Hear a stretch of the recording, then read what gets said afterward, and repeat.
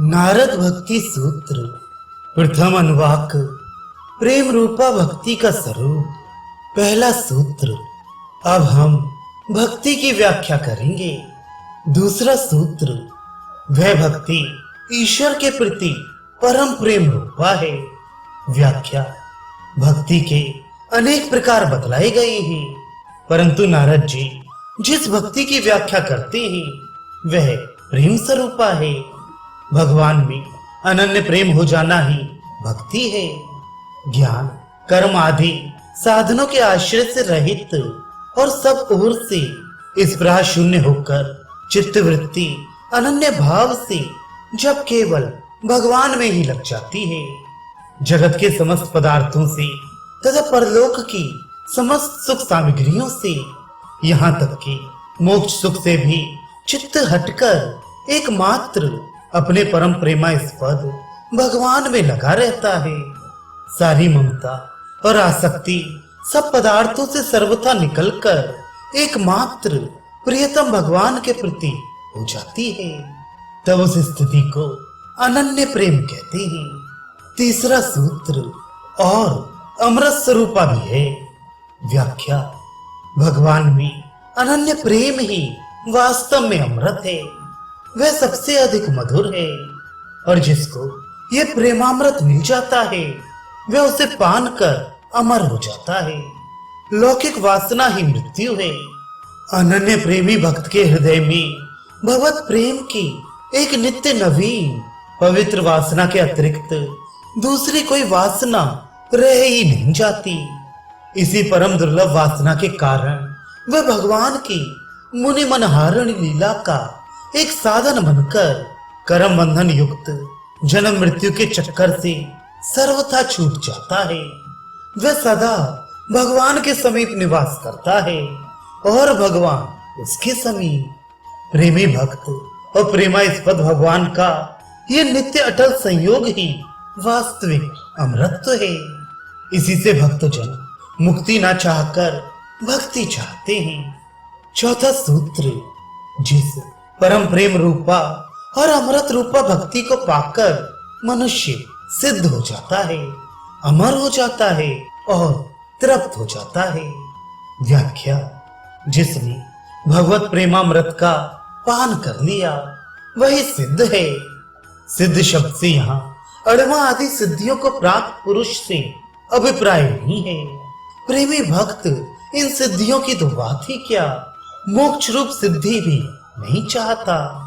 ये सिद्धियां तो ऐसे प्रेमी भक्त की सेवा के लिए अवसर ढूंढा करती हैं, परंतु वे भगवत प्रेम के सामने अत्यंत तुच्छ समझकर इनको स्वीकार ही नहीं करता। स्वयं भगवान कहते हैं, मुझ में चित्त लगाए रखने वाले मेरे प्रेमी भक्त मुझको छोड़कर ब्रह्मा का पद, इंद्रासन, चक्रवर्ती राज्य, लोकांतरों का आधिपत्य, योग की सब सिद्धियां और सायुज्य मोक्ष आदि कुछ भी नहीं चाहते। एक भक्त कहते हैं, प्रियतम श्री कृष्ण की पूजा करते समय शरीर पुलकित हो गया, भक्ति से मन प्रफुल्लित हो गया, प्रेम के आंसुओं ने मुख को और गदगद वाणी ने कंठ को सुशोभित कर दिया। अब तो हमें एक क्षण के लिए भी फुर्सत नहीं है कि हम किसी दूसरे विषय को स्वीकार करें। इतने पर भी सायुज्य आदि चारों प्रकार की मुक्तियां ना जाने क्यों हमारे दरवाजे पर खड़ी हमारी दासी बनने के लिए आतुर हो रही हैं। भक्त यदि मुक्ति और मुक्ति को स्वीकार कर ली तो वे अपना परम सौभाग्य मानती हैं, परंतु भक्त ऐसा नहीं करते। मुक्ति आदि सिद्धियां और अनेक प्रकार की विलक्षण भुक्तियां अर्थात भोग दासी की भांति हरे भक्त महादेवी की सेवा में लगी रहती हैं। इसलिए यहाँ सिद्धि का अर्थ कृतकृत्यता लेना चाहिए। भक्त को किसी वस्तु के अभाव का बोध नहीं रहता। वह प्रियतम भगवान के प्रेम को पाकर सर्वथा पूर्ण काम हो जाता है। यह पूर्ण कामता ही उसका अमर होना है। जब तक मनुष्य कृतकृत्य या पूर्ण काम नहीं होता तब तक उसे बारंबार कर्मवश आना जाना पड़ता है। पूर्ण काम भक्त सृष्टि और संहार दोनों में भगवान की लीला का प्रत्यक्ष अनुभव कर मृत्यु को खेल समझता है। वास्तव में उसके लिए मृत्यु की ही मृत्यु हो जाती है। प्रभु लीला के सिवा मृत्यु संज्ञक कोई भयावनी वस्तु उसके ज्ञान में रह ही नहीं जाती और इसलिए वह तृप्त हो जाता है। जब तक जगत के पदार्थों की ईश्वर लीला से अलग कोई सत्ता रहती है, तभी तक उनको सुखद या दुखप्रद समझकर मनुष्य निरंतर नए नए सुखप्रद पदार्थों की इच्छा करता हुआ अतृप्त रहता है। जब सबका मूल स्रोत, सबका यथार्थ पूर्ण स्वरूप उसे मिल जाता है, तब उन खंड और अपूर्ण पदार्थों की ओर उसका मन ही नहीं जाता। वह पूर्ण को पाकर तृप्त हो जाता है। पांचवा सूत्र, जिसकी प्रेम स्वरूपा भक्ति के प्राप्त होने पर मनुष्य न किसी भी वस्तु की इच्छा करता है, न शोक करता है, न द्वेष करता है, न किसी वस्तु में आसक्त होता है और न उसे विषय भोगों की प्राप्ति में उत्साह होता है।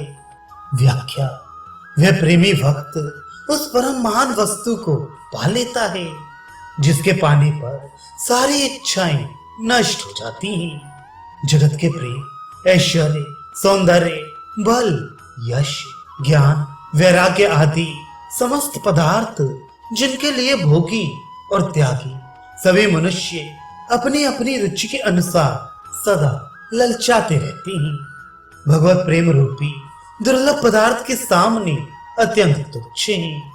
विश्व भर में फैले हुए उपर्युक्त समस्त पदार्थों को एक स्थान पर एकत्रित किया जाए तो भी वे सब मिलकर जिस भगवान रूपी समुद्र के एक जलकण के समान ही होते हैं। वे भगवान स्वयं जिस प्रेम के आकर्षण से सदा खिंचे रहते हैं, उस प्रेम के सामने संसार के पदार्थ किस गिनती में हैं। श्री सुखदेव मुनि कहते हैं, जो परम कल्याण के स्वामी भगवान श्री हरि की भक्ति करता है, वह अमृत के समान समुद्र में क्रीड़ा करता है। गड़ैया में भरे हुए मामूली गंदे जल के सदृश किसी भी भोग में या स्वर्ग आदि में उसका मन चलायमान नहीं होता। प्रेमामृत समुद्र में डूबा हुआ भक्त क्यों अन्य पदार्थों की इच्छा करने लगा? जैसे भक्त भोग, मोक्ष आदि की इच्छा नहीं करता, वैसे ही इनके नष्ट हो जाने का शोक भी नहीं करता। भोगों के नाश को वह परमात्मा की लीला समझता है, इससे सदा हर हाल में आनंद में ही रहता है। परंतु भगवत प्रेम के सेवन में यदि सायुज्य मोक्ष के साधन में कमी आती है तो वह उसके लिए भी शोक नहीं करता। वह सदा यही चाहता है कि मेरा भगवत प्रेम बढ़ता रहे, चाहे जन्म कितने ही क्यों ना धारण करने पड़े। इसी प्रकार वह किसी जीव से या लौकिक दृष्टि से प्रतिकूल माने जाने वाले पदार्थ या स्थिति से कभी द्वेष नहीं करता। वह सब जीवों में अपने प्रभु को और सब पदार्थों और स्थिति में प्रभु की लीला को देख देख कर क्षण क्षण में आनंदित होता है। भक्त का मन सदा प्रभु प्रेम में ऐसा तल्लीन हो जाता है कि आधी क्षण भर के लिए भी अन्य किसी पदार्थ में नहीं रमता। गोपियां उद्धव जी से कहती हैं, मन अपने पास रहता ही नहीं तब वह दूसरे में कैसे रहे। इसलिए तो प्रेमियों के भगवान का नाम मंचूर है। वे प्रेमी भक्त के चित्त को ऐसी चातुरी से चुराकर अपनी संपत्ति बना लेते हैं कि उस पर दूसरे की कभी नजर भी नहीं पड़ सकती। दूसरा कोई दिखे तब ना कहीं उसमें आसक्ति या प्रीत हो, परंतु जहां मन में दूसरे की कल्पना तक को स्थान नहीं मिलता, वहां किसमें कैसे आसक्ति या रति हो। प्रेममयी गोपियों ने कहा है कि जब तक एक प्रियतम श्री कृष्ण को छोड़कर दूसरे का मन में प्रवेश ही निषिद्ध है, तब दूसरे किसी की प्राप्ति के लिए उत्साह तो हो ही कैसे। कोई किसी को देखे सुने, उसके लिए मन में इच्छा उत्पन्न हो, तब ना उसके लिए प्रयत्न किया जाए। मन किसी में रमे, तब ना उसे पाने के लिए उत्साह हो। मन तो पहले से ही किसी एक का हो गया, उसने मन पर अपना पूरा अधिकार कर लिया और स्वयं उसमें आकर सदा के लिए बस गया। दूसरे किसी के लिए कोई स्थान ही खाली नहीं है। यदि कोई आता भी है तो उसे दूर से ही लौट जाना पड़ता है। क्या करे, जगह ही नहीं रही। नेत्र विचारे, मन की अनुमति के बिना किसको देखें। जब कोई कहीं दिखता ही नहीं, तब उसको पाने के लिए उत्साह की बात ही नहीं रह जाती। दूसरी बात यह है कि उत्साह होता है मनुष्य को किसी सुख की इच्छा से। जब समस्त सुखों का खजाना ही अपने पास है, तब क्षुद्र सुख के लिए उत्साह कैसे हो। इसलिए प्रेमोत्साह के पुतले भगवत प्रेमी पुरुषों में लौकिक कार्यों के प्रति, विषयों के प्रति कोई भी उत्साह नहीं देखा जाता। भगवान ने स्वयं कहा है, जो न कभी हर्षित होता है, न द्वेष करता है, न शोक करता है, न कामना करता है, तथा जो शुभ अशुभ सबका त्यागी है, वह भक्तिमान पुरुष मुझको प्रिय है। छठा सूत्र, जिसको परम प्रेम रूपा भक्ति को प्राप्त होकर मनुष्य उन्मत्त हो जाता है, शांत हो जाता है, आत्माराम बन जाता है। भगवत प्रेम प्रकट होते ही मनुष्य को पागल कर देता है। अतः प्रेमी भक्त सदा प्रेम के नशे में चूर हुआ दिन रात प्रभु के ही गुण गाता, सुनता और चिंतन करता रहता है। बाहर की दूसरी बातों का उसे होश ही नहीं रहता। जैसे पागल मनमानी बकता और करता है, इसी प्रकार वह प्रेमोन्मत्त भी प्रभु की चर्चा में ही तल्लीन रहता है, क्योंकि उसके मन को यही अच्छा लगता है। भागवत में कहा है, भक्त चक्रपाणी भगवान के कल्याण कारक एवं लोक प्रसिद्ध जन्मों और कर्मों को सुनता हुआ उनके अनुसार रखे गए नामों का लज्जा छोड़कर गान करता हुआ संसार में अनासक्त होकर विचरता है।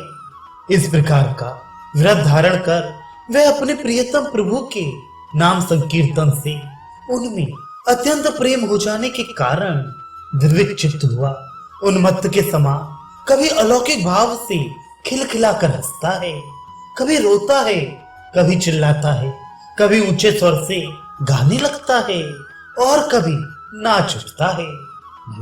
उन्मत्त की तरह आचरण करता हुआ प्रेमी आनंद में भरकर कभी चुप हो जाता है, शांत होकर बैठ जाता है। यह स्तब्धता उसकी पूर्ण कामता का परिचय देती है। प्रभु की मूर्ति हृदय में प्रकट हो गई। रूप माधुरी में आनंद मत्त होकर भक्त ध्यान मग्न हो गया। सुतीक्षण की दशा बताते हुए गोसाई जी कहते हैं, नृत्य करते करते प्रभु में बन जाने पर ऐसी ही अवस्था हुआ करती है। उसका चित्त और शरीर सर्वथा स्तब्ध शांत हो जाता है, आत्मा आनंदमय बन जाता है। इसी को आत्मा राम कहते हैं। इस आत्मराम स्थिति में विषय तृष्णा तो कहीं रह ही नहीं जाती, अन्य किसी का भी ज्ञान नहीं रहता। यह प्रेम अद्वैत या रस अद्वैत है। प्रियतम के साथ मिलकर प्रेमी का पृथक अस्तित्व ही लुप्त हो जाता है।